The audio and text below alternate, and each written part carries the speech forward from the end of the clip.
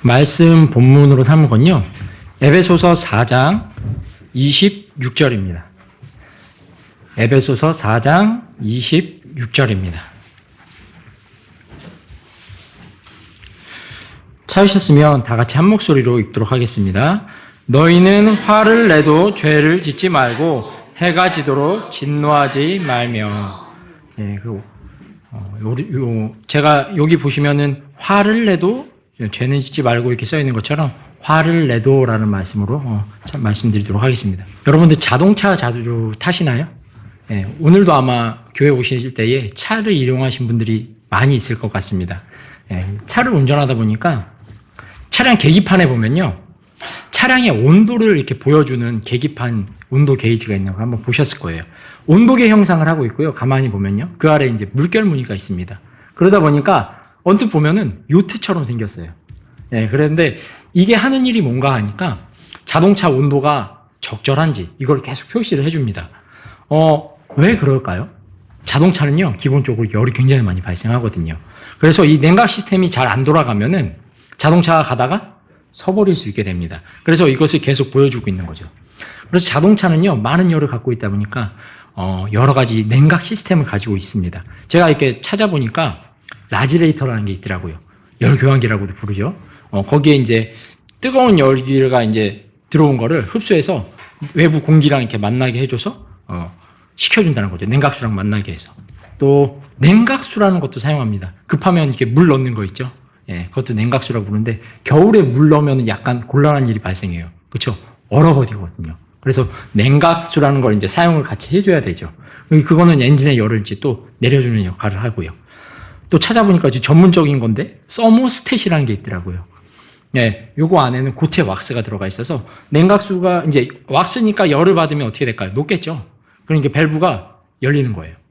그거 녹는 그걸로 인해 열리게 하는 거예요. 그리고 이제 반대로 식으면은 점점점 굳는 거예요. 그러면 이게 올라가겠죠. 그래서 밸브를 조금 닫아주는 거죠. 그래서 냉각수가 들어가는 그 유량, 그것을 조절해 준다고 합니다. 많은 게 들어가 있더라고요. 또 쿨링 팬도 있고요. 냉각수를 엔진과 연결해주는 펌프도 있고요. 우리가 보이는 그 온도 센서도 달려 있고요. 그리고 엔진 오일도 있더라고요. 엔진 오일을 그래서 자주 안 갈아주시면 냉각에 원활하지 않기 때문에 잘 정기적으로 갈아주는 일이 필요하다라고 우리가 알고 있습니다. 이 모든 것들이 자동차가 열을 많이 갖고 있기 때문에 이제 이것을 식혀주기 위해서 만들어진 것들인데요. 이 자동차만 열을 받는 건 아니더라고요. 사람도 모이면 열을 발생시키더라고요. 혹시 여러분들 겨울에 벌써 이제 겨울은 지났지만 추우실 때 어떻게 하셨습니까? 추우면 어떻게 하셨어요? 갑자기 사람들이 모입니다. 그래서 삼삼은 모여서 좋아하면서 서로의 열기로 몸을 녹이려고 하죠. 진짜로 사람은 몸을 열을 갖고 있으니까 실제로 그 열 때문에 따뜻해지기도 하죠. 또 이런 물리적인 열만 발생하는 게 아니라 사람들이 모이면 그 머리에도 좀 열이 발생합니다. 그렇죠? 정신적으로도 열이 발생을 해요. 마찰이 발생하게 되는 거죠. 그러다 보니까 이 냉각 시스템이 잘 돌아줘야 되겠죠. 어떤 사람들은 이걸 이제 스트레스를 잘 관리해서 냉각을 돌려야 된다라고 말도 하고요. 또 원활한 의사소통, 그렇죠? 이걸로 통해서 이걸 잘 시켜줘야 되기도 합니다. 또 일이 많을 때는요, 시간 관리도 잘해주고 또 업무량도 잘 조절해야지 집에 왔을 때에 그냥 하고 처지지 않게 되겠죠. 이런 건 이제 저희가 참 많이 듣는 이야기들인데, 이런 마찰들이 그럼 뭐 때문에 벌어질까 한번 생각해 보니까 첫 번째로 가장 많이 발생한 건 성격 때문에 발생하는 것이 많은 것 같습니다. 이거 저도 이제 말씀을 준비하면서 물어보니까 챗GPT한테 야, 너는 뭐가 제일 사람들이 열받게 하는 것 같아? 찾아보니까 첫 번째 얘기하는 게 성격이더라고요. 이게 되게 많이 이제 사람들이 알려져 있나 보다 이 생각을 했는데, 성격 때문에 우리는 마찰이 벌어져요. 어떤 분은요, 굉장히 활동적입니다. 그렇죠? 딱 봐도 그냥 저분은 활동적이구나 이런 분들이 있어요. 또 어떤 분은 그렇게 활동적이진 않아요. 정적인 분도 있고요. 또 에너지가 입으로만 향하는 분도 있습니다. 같이 있으면 좀 피곤하실 수 있겠지만 그런 분도 있고요. 어떤 분은 또 반대로 이제 행동으로 에너지가 가는 분도 있더라고요. 이렇게 다양한 성격이 있다 보니까 마찰이 생겨요. 그렇죠? 또 능력이 우리가 가진 능력이 다르다 보니까 이것도 마찰을 만들어내더라고요. 왜 우리가 잘하는 게 다 다르더라고요. 사람들마다. 그러다 보니까 자기가 잘하는 방식으로 어떤 문제를 해결하려고 합니다.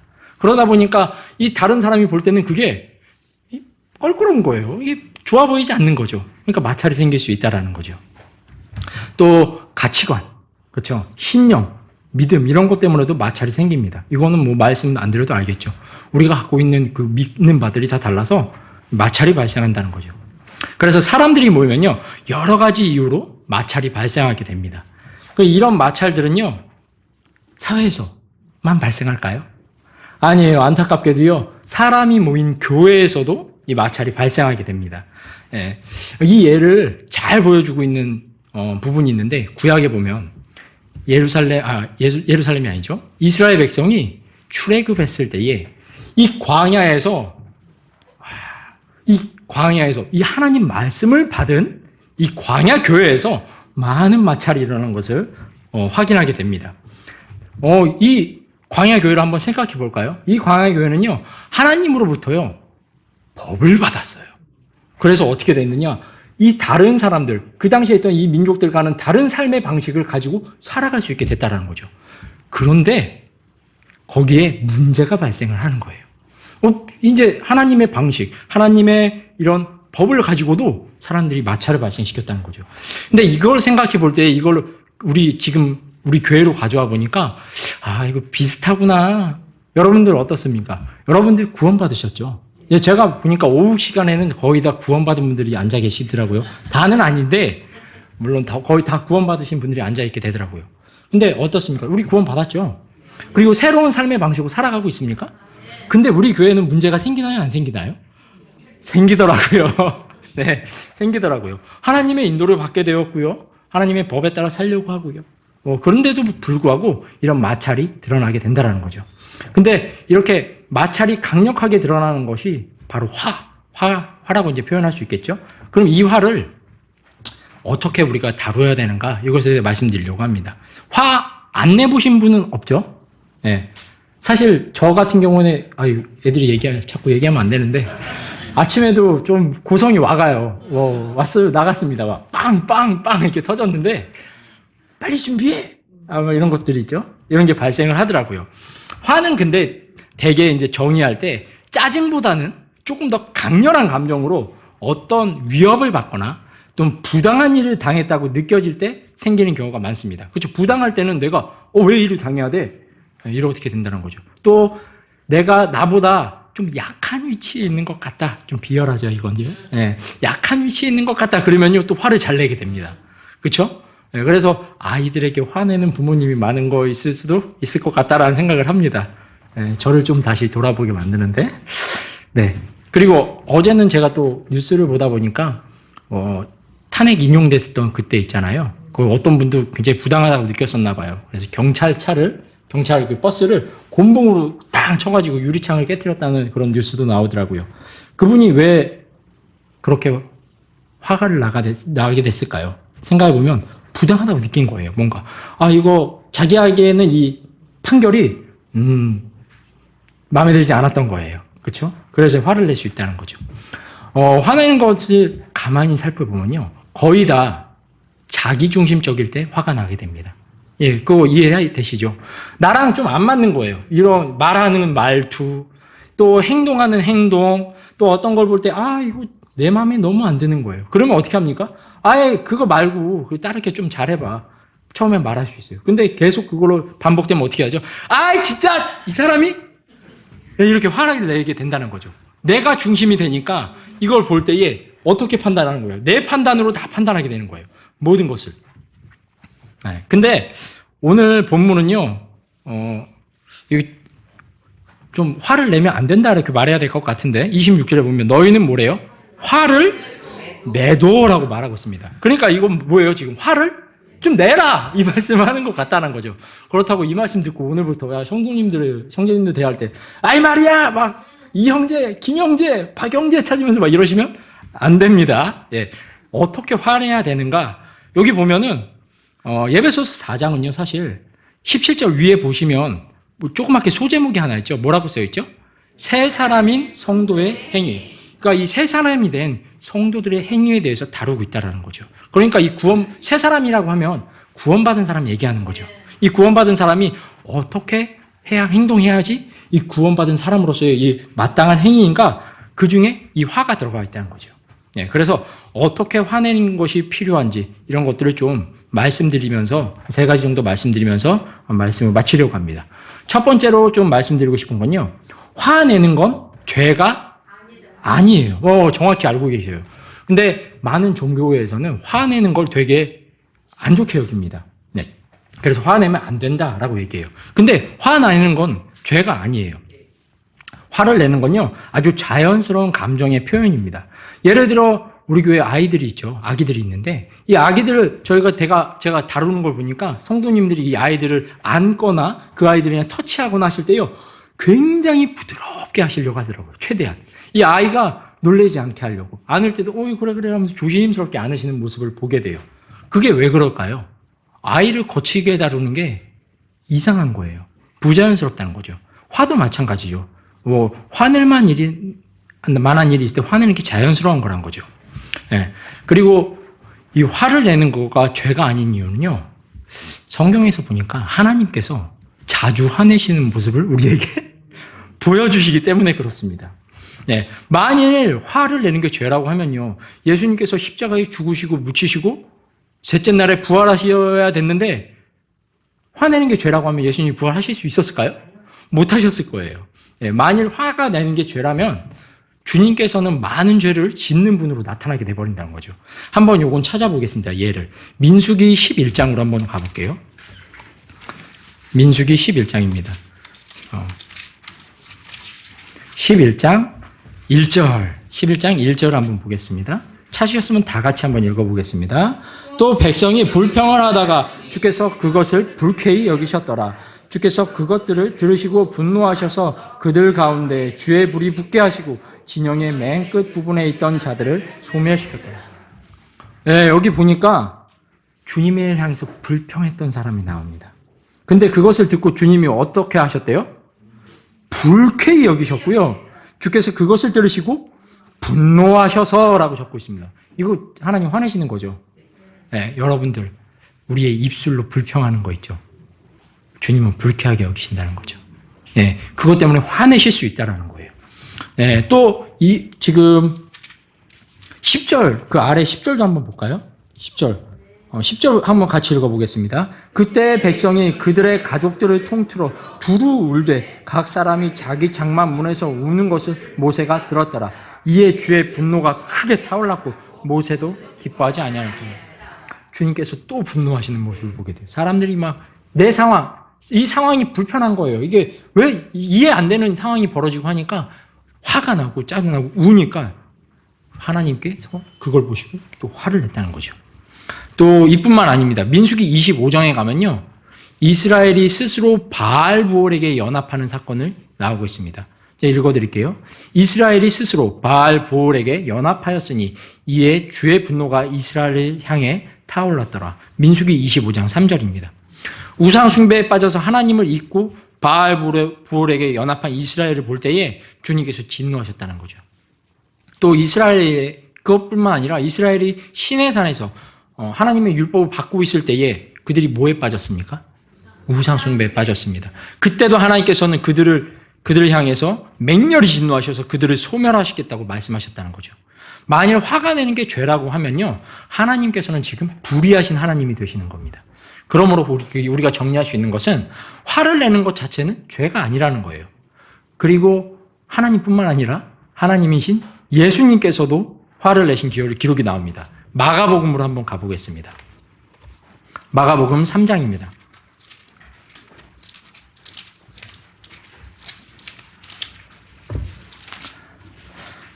마가복음 3장 가시면요, 1절에 보시면은 거기에 손이 쪼그라든 사람 이야기가 나옵니다. 3장 1절입니다. 제가 한번 읽어볼게요. 또 그분께서 회당에 다시 들어가시니 거기에 한 손이 쪼그라든 사람이 있더라. 이 사람을 주님께서 2절에 보니까 어떻게 하신 것 같습니까? 안식일에 고치셨어요. 고치신 거예요. 그래서 이 손 쪼그라든 사람이 온전하게 됐습니다. 근데 그걸 본 이스라엘이, 그 바리새인들, 서기관들, 예수님을 대적한 사람들, 그 사람들이 그것을 좋게 여겼나요? 아니요, 좋게 여기지 않았어요. 자, 그래서 예수님께서 4절에 그리고 그분께서 그들에게 이르시되 안식일에 선을 행하는 것이 율법에 맞느냐? 아니면 악을 행하는 것이 맞느냐? 또 생명을 구원하는 것이 맞느냐? 아니면 죽이는 것이 맞느냐? 하시니라. 그러나 그들이 잠잠하더라. 5절 한번 같이 읽어보겠습니다. 또 그들이 마음의 강팍함으로 인해 그분께서 근심하사 분노하시며 그들을 둘러보시고 그 사람에게 이르시되 내 손을 앞으로 내밀라 하시니라. 이에 그가 손을 내미니 그의 손이 다른 손과 같이 온전하게 회복되었더라. 예수님이 그들을 보실 때에 강팍한 마음을 갖고 있는 걸 보셨어요. 그리고 그분께서 근심하사 분노하셨다라고 기록하고 있습니다. 만일 화를 내는 게 죄라고 하면요, 예수님 지금 이 장면에서 우리의 죄를 대속하실 수 있는 하나님의 어린 양으로서의 자격을 상실하게 되는 거죠. 잃어버리게 된다는 것입니다. 우리는 그래서 성경에서 여러 부분에서 진노하시는 하나님의 모습을 보게 됩니다. 심지어 계시록에 가면요, 믿지 않는 모든 자들을 그들의 행위들에 따라 심판에 집행하셔서 불과 유황으로 타는 호수에 그들을 던지시는 하나님의 모습을 발견하게 됩니다. 그들이 밤낮 영원 무근토록 고통받게 된다는 거죠. 그렇기 때문에 화를 내는 것은 죄가 아닙니다. 하나님께서 기뻐하시지 않는 화는요, 아무 까닭 없이 이유 없이 화내는 것이에요. 이유가 없을 때에 화내는 거란 거죠. 때문에 새로운 사람으로 거듭나 영원한 생명을 소유한 성도는요, 아무 이유 없이 화를 내선 사실 안 된다는 거죠. 이게 어디 나와 있냐면 마태복음에 나와 있어요. 마태복음 5장 22절 한번 읽어보겠습니다.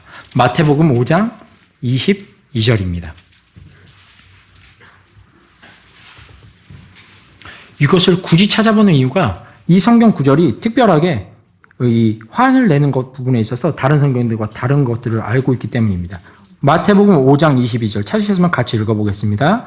그러나 내가 너희에게 이르노니 누구든지 까닭 없이 자기 형제에게 화를 내는 자는 심판의 위협에 처하게 되리라. 또 누구든지 자기 형제에게 나가야라고 말하는 자는 공의 위협에 처하게 될 것이요. 누구든지 너 어리석은 자여 하고 말하는 자는 지옥불의 위협에 처하게 되리라. 여기 보시면은 누구든지 22절 그 처음에 보시면 내가 너에게 이르노니 누구든지 까닭 없이 자기 형제에게 화를 내는 자는 이라고 나오고 있죠. 여기 보니까 까닭 없이라는 부분이 나옵니다. 이 까닭 없이 이것이요, 킹제임스 성경이 갖고 있는 탁월함을 보여주는 부분의 하나입니다. 다른 역본들에서 이 까닭 없이가 삭제됐어요. 제가 한번 읽어드릴게요. 개역 개정입니다. 같은 말씀인데 나는 너에게 이르노니 형제에게 노하는 자마다 심판을 받게 되고. 까닭 없이가 있어요, 없어요? 없어요. 개역 한글입니다. 제가 읽어드릴게요. 나는 너희에게 이르노니 형제에게 노하는 자마다 심판을 받게 되고. 까닭 없이가 나와요? 안 나오죠. 바른 성경이에요. 제가 한번 읽어드릴게요. 나는 너희에게 말하니 자기 형제에게 화내는 자는 누구든지 심판을 받게 되고. 그러니까 이 말씀들로 하면 화내면 어떻게 되는 거예요? 심판받는 거예요. 까닭 없이 화를 낼 때 하나님께서 그렇게 하시겠는데 이 말씀들에 따르면 이유가 없이 화내도 지금 죄를 짓게 되는 거예요. 심판받는 거예요. 공동 번역이에요. 그러나 나는 이렇게 말한다. 자기 형제에게 성을 내는 사람은 누구나 재판을 받아야 하며. 까닭 없이가 나옵니까? 없어요. 이 번역본들은요, 모두 까닭 없이라는 이 부분을 삭제시켰습니다. 그러면 우리가 화를 내는 것은 죄가 아니지만 까닭 없이 형제에게 화를 내는 건 죄가 된다는 것을 확실히 알 수 있겠습니다. 그래서 우리가 정리해야 될 것은 첫 번째, 화를 내는 건 죄를 짓는 건 아니에요. 그러나 까닭 없이 우리가 그 형제에게 화를 내는 게 죄가 될 수 있다는 거죠. 그러니까 우리가 화가 날 때 이 화가 난다고 해서 이거 화를 낸 적이 있어요. 그렇다고 해서 우리가 죄를 짓게 하는 거예요? 이유가 있다고 하면은 그 형제를 위해서라고 하면 어떤 이유가 있다고 하면 그럴 수 있다라는 거예요. 그러나 두 번째로 이어지게 되는데 우리가 무엇에 대해 정말 화내야 되고 진노해야 되는가 이것을 좀 생각해 봤으면 좋겠습니다. 그래서 두 번째로요. 다시 본문으로 돌아가서 두 번째로 새로운 생명을 가진 성도는요. 화를 낼 때 죄에 대해서 화내고 진노해야 된다는 사실입니다. 우리가 성경을 읽으면서 발견하는 놀라운 하나님의 성품은요, 바로 진노하시고 심판하시는 하나님의 성품입니다. 주님께서 진노하십니다. 그거 알고 계십니까? 주님은 언제나 참고 많이 참아주시지만 언제까지 참는 분은 아니세요. 주님께서는 심판을 최대한 늦게 집행하시려고 하시지만, 그래서 우리를 봐주시지만 심판을 집행하지 않는 분이 아니시라는 거죠. 주님께서 은혜와 국물로 우리를 대하시지만 주님의 그 인내하심이 종료되었을 때는 주님께서는 은혜 없이, 국률 없이 그 진노하시고요, 심판을 집행하시는 하나님이 되신다는 거죠. 왜 이런 하나님의 성품이 발견될까요? 이건요, 너무나 당연합니다. 하나님이 거룩하시기 때문에 그렇습니다. 그분은요, 완전히 거룩하셔요. 그래서 죄를 조금이라도 용납할 수 없기 때문에 그런 하나님께서 진노하시고 심판하실 수밖에 없다는 겁니다. 제가 계시록 4장 8절 말씀을 한번 읽어드리겠습니다. 계시록 4장 8절 말씀인데, 네 짐승이 각각 자기 둘레에 6날개를 가졌고, 지금 6날개가 있으니까 지금 천사는 아니에요. 그렇죠? 아마 우리가 그룹이라고 알고 있는 것들이죠. 또 그것들 안에는 눈들이 가득하더라. 그것들이 밤낮 쉬지 않고 이르기를, 하나님 앞에 이렇게 얘기하는 거예요. 거룩하다, 거룩하다, 거룩하다, 주 전능자 하나님이요. 이 영적인 스랍들이 밤낮 쉬지 않고 선포하는 것이 바로 하나님이, 전능자 하나님께서 거룩하시다는 것을 계속해서 얘기하고 있다는 겁니다. 하나님의 성품은요, 완전히 거룩하신 거예요. 거룩하지 않은 부분이 없는 거예요. 그러니까 이 하나님의 성품에 따라 이 완전하신 거룩함을 갖고 계신 하나님께서는 우리의 죄들을 볼 때에 완전하게 진노하시고 화내시고 심판하실 수 있다는 게 된다는 거죠. 또 예수님께서도요, 거룩하시다는 거 알고 계십니까? 제가 같은 계시록인데 3장 7절입니다. 이 교회에게 말씀하시는 모습이에요. 이거 누가 말씀하신 거죠? 예수님이 말씀하세요. 필라델피아에 있는 교회 천사에게 쓰라. 거룩한 이, 진실한 이, 다윗의 열쇠를 가진 이가 이것들을 말하노니. 지금 예수님께서 자기를 어떤 이라고 말해요? 거룩하대요. 예수님이 거룩하시다는 거죠. 하나님과 마찬가지로 예수님은 거룩하십니다. 그리고 예수님께서 거룩한 분이 되시기 때문에 친히 우리의 죄들을 대속하실 수 있는 유일한 하나님의 희생 헌물이 되실 수 있었다는 겁니다. 이 사실을 볼 때에 주님께서도 화내시고 진노하는 대상이 있는데, 그건 뭐냐면요, 우리에게서 발견되는 죄예요. 이 죄를 보실 때에 하나님께서 심판하신다는 거죠. 그렇다면 예수님을 통해 하나님과 동일한 생명을 이어받은 우리 또한 주님처럼 죄로 인해 우리에게 화를 내야 한다는 것을 우리가 알 수 있다는 겁니다. 사랑하는 성도 여러분들, 이것을 꼭 기억하시면 좋겠습니다. 주님께서 죄에 대해 화내시고 진노하시는 만큼요, 역설적으로요, 우리를 사랑하신 주님의 사랑이 그만큼 크다는 것을 사실 보여주게 됩니다. 주님께서 죄를 미워하시는 만큼요, 우리를 향한 사랑이 그만큼 크다는 것을 보여주고 있다는 거죠. 그것이 무엇으로 드러났습니까?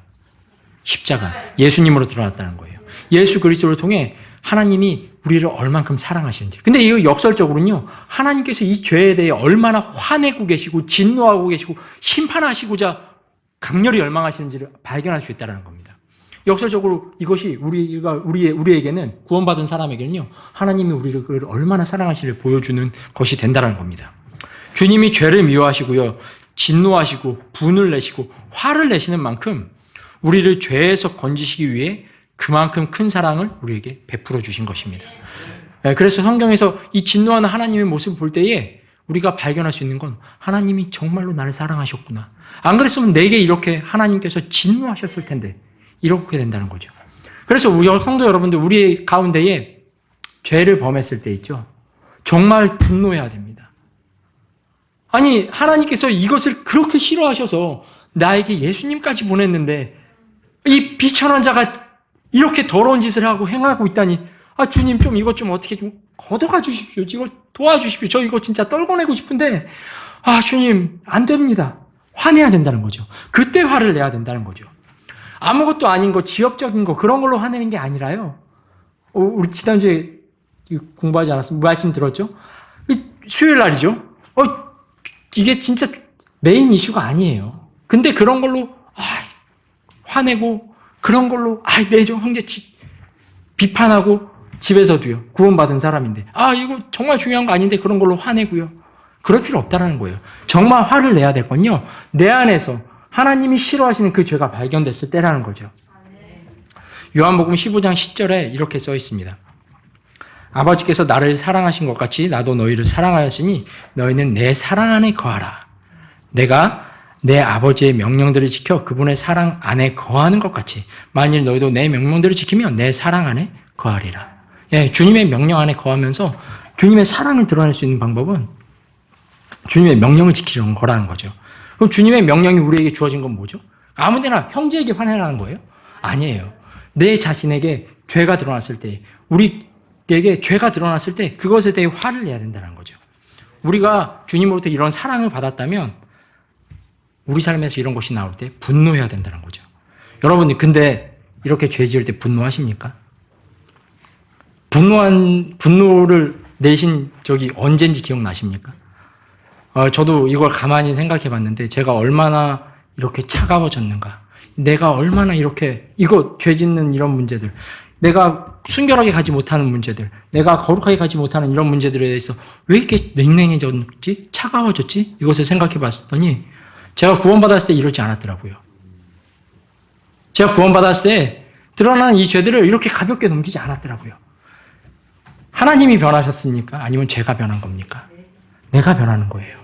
네. 혹시 우리 삶에 여러분들 중에도 내 삶에서 죄가 드러나는데 예수님처럼 진노하지 않아요. 예수님처럼 분노하지 않아요. 그런 분이 계시다면 오늘 이 시간 마음을 좀 고쳐먹으시게 되시기 바랍니다. 내 삶에서 죄를 치워버리시려고요. 예수님을 희생시키셨어요. 예. 우리가 화낼 때 그래서 날 무시하는 듯한 저 형제의 태도, 저 말투, 또 나를 불편하게 만들고 어지럽게 만들고 좀 힘들고 피곤하게 만드는 그런 상황 때문에 화를 내는 게 아니라 내 안에서 죄가 드러날 때에, 내 삶에서 죄가 있을 때에 그때 분노해야 된다는 겁니다. 그래서 우리가 그분의 생명을 받은 사람들로서 그분이 화내시는 것처럼 우리의 본성을 동일하게 사용을 해봐야 된다는 거죠. 우리는 주님이 화내는 방식으로 우리의 화를 표출해야 된다는 겁니다.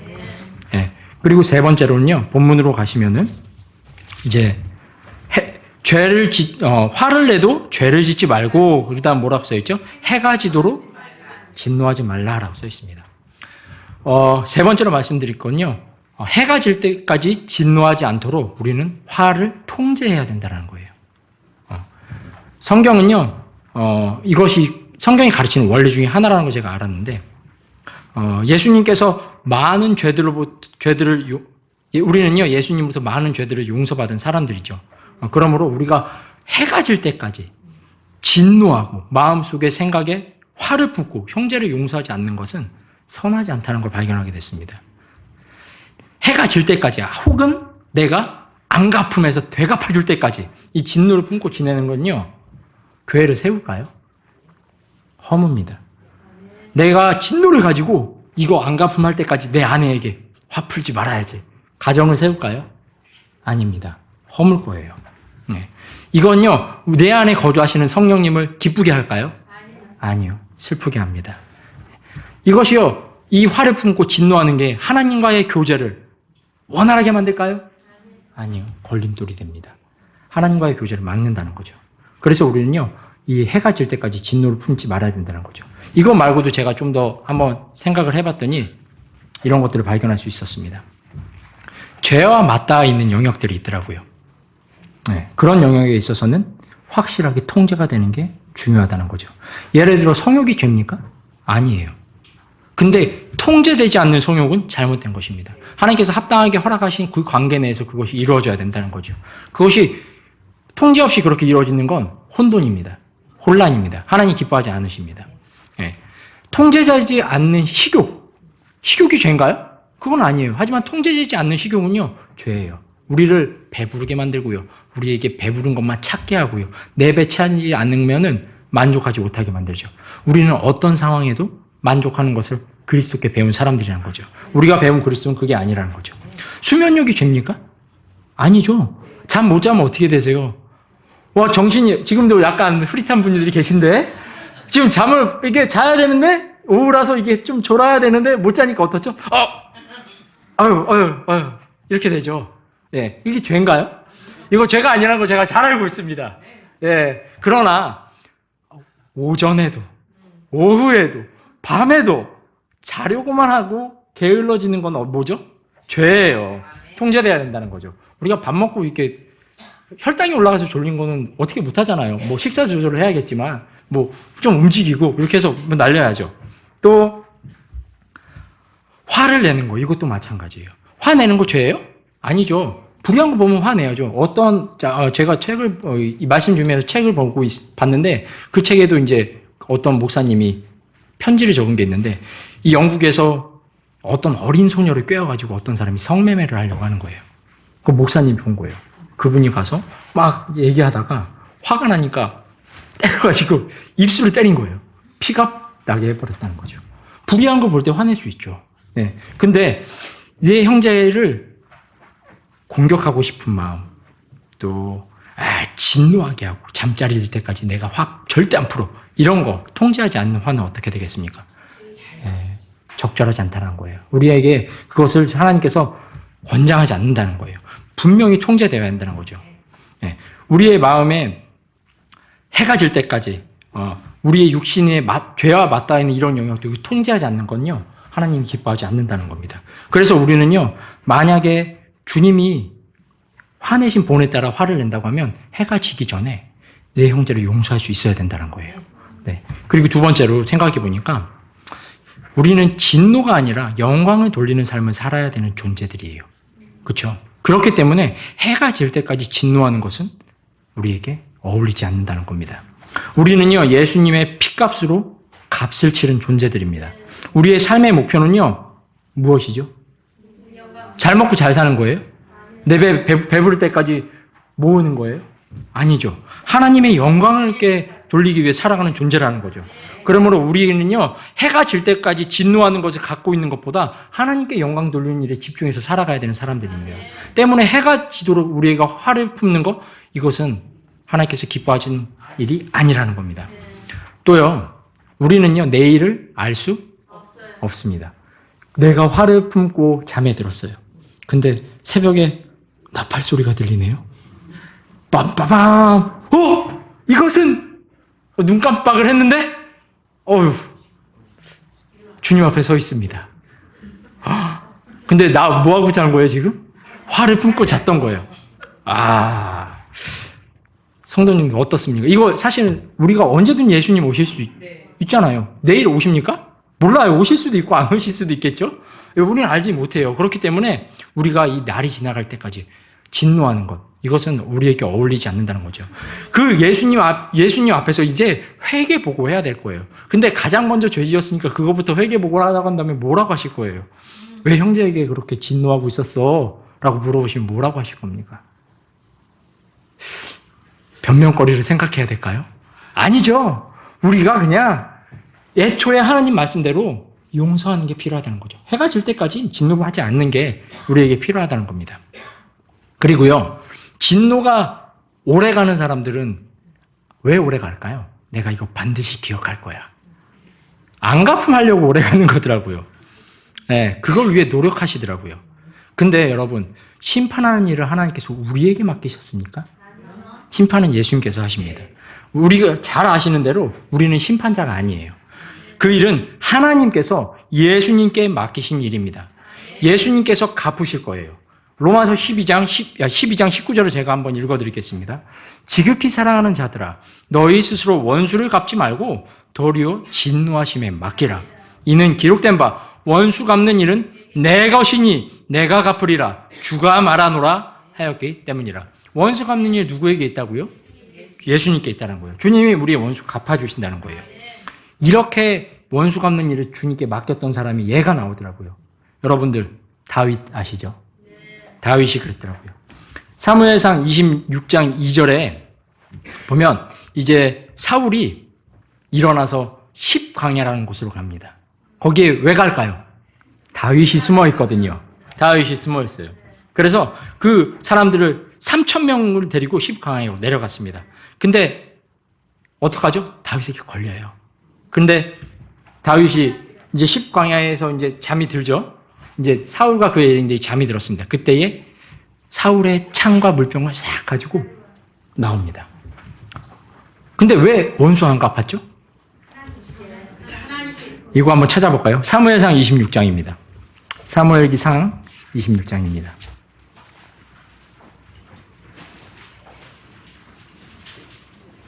사무엘기상 26장 10절과 11절입니다. 자, 9절을 제가 먼저 읽어볼게요. 이에 다윗이 아비새에게 이르되, 아비새가 그때 같이 갔거든요. 그를 멸하지 말라. 그는 누구냐면 지금 사울입니다. 왜냐하면 누가 자기 손을 내밀어 주의 기름 부음 받은 자를 치고도 무죄할 수 있겠느냐 하더라. 10절과 11절 같이 읽겠습니다. 다윗이 또 이르되 주께서 살아계심을 두고 말하거니와 주께서 그를 치시든지 혹은 그의 죽을 날이 닥치든지 혹은 싸움터에서 내려가서 멸망하리라. 내가 내 손을 내밀어 주의 기름 부음 받은 자를 치는 것은 주께서 금하셨나니 원하노니 너는 이제 그의 베개 받침대에 있는 창과 물병만 취하라. 그리고 우리는 가자 하더라. 다윗은요, 다윗의 입장에서 제가 생각해 보면 지금 다윗이 광야에서 지금 아주 넓은 궁궐에서 살고 있습니까? 아니에요. 지금 이 사람들, 어마어마한 사람들 데리고 숨어 지내고 있는 거예요. 근데 그 숨어 지내는 이유가 뭡니까 도대체? 누가 날 찾고 있거든요. 바로 그 사울입니다. 그리고 사울이 눈앞에 있는데 이거 사실 첫 번째 일이 아니에요. 두 번째예요. 이 사울을 죽일 수 있는 두 번째 기회를 갖고 있는 거예요. 근데 그럼에도 불구하고 다윗은 뭐라고 했냐면 주께서 사람의 계심을 두고 말하거니와 주께서 그를 치시든지 주께서 그의 혼을 죽을 날이 닥치게 하시든지 주께서 그가 싸움터에 내려가서 멸망시키시든지 그건 주님이 알아서 하실 거란 거예요. 지금 이 심판에 대해서 다윗이 결정을 하는 거예요. 내가 이 사울을, 제가 사울 같으면 약간 그 생각할 것 같아요. 나를 이렇게 괴롭히는 사람이, 이거 지금 잠들어가지고 이제 반항도 못하고 이거 한 방에, 또 아비새는 어떻습니까? 지금 전에 제가 2번 치지 않겠습니다. 단 한 칼에 끝내겠어요. 이렇게 말했다고요. 근데 어떻게 하죠? 심판을 하나님께 맡겠다는 거죠. 다윗은요, 자신이 심판자가 아니라는 걸 알았습니다.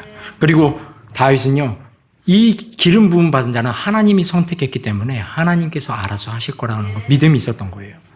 그래서 우리도요, 안가품하기 위해서 해가 지도록 진노를 품는다. 이것은 하나님의 말씀과 맞지 않는다는 것을 아셔야 됩니다.